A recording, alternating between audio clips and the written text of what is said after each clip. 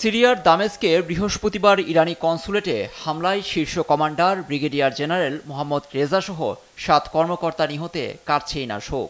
বৃহস্পতিবার রাজধানী তেহরানে নিহতদের গায়েবানা জানাজায় অংশ নেন ইরানের সর্বোচ্চ ধর্মীয় নেতা আয়াতুল্লাহ আল খামেনি সহ আরও অনেকে।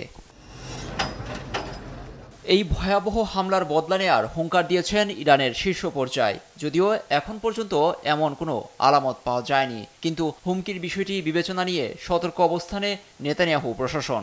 সেনাবাহিনীর একটি বিশেষ ইউনিটের ছুটি বাতিল করে পরিস্থিতি নজরে রাখতে বলা হয়েছে তাদের। প্রতিরক্ষা ব্যবস্থা জোরদারের ফলে জিপিএস সেবা বিঘ্নিতের মুখে পড়েছে ইসরায়েলিরা। ইরানের হুমকির পরপরই জিপিএইচ সমস্যায় ভুগছি। এই যে দেখুন, আমি এখন কোথায় আছি তা বলতে পারছি না। অবশ্য আজকের এই পরিস্থিতির জন্য তেহরানকে দায়ী করেছেন ইসরায়েলি প্রধানমন্ত্রী নেতানিয়াহু। বছরের পর বছর ইসরায়েলের বিরুদ্ধে লেগে থাকার অভিযোগ এনেছেন তিনি। এই অঞ্চলে ইরান বছরের পর বছর প্রক্সির মাধ্যমে আমাদের বিরুদ্ধে কাজ করছে। ইসরায়েল এখন তারই প্রতিরক্ষামূলক জবাব দিচ্ছে। আমরা জানি নিজেদের কিভাবে রক্ষা করতে হয়। আমাদের উপর যারা আঘাতের পরিকল্পনা করছে, আমরাও তাদের বিরুদ্ধে করব।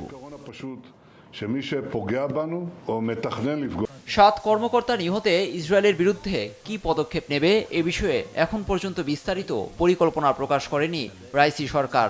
এদিকে হামলার ঘটনায় আগে থেকে পূর্বাভাস না পাওয়ার দাবি করে কোনো আক্রমণাত্মক পদক্ষেপ না নিতে তেহরানকে সতর্ক করেছে যুক্তরাষ্ট্র। লুৎফর কবির, নিউজ ডেস্ক, দেশ টিভি।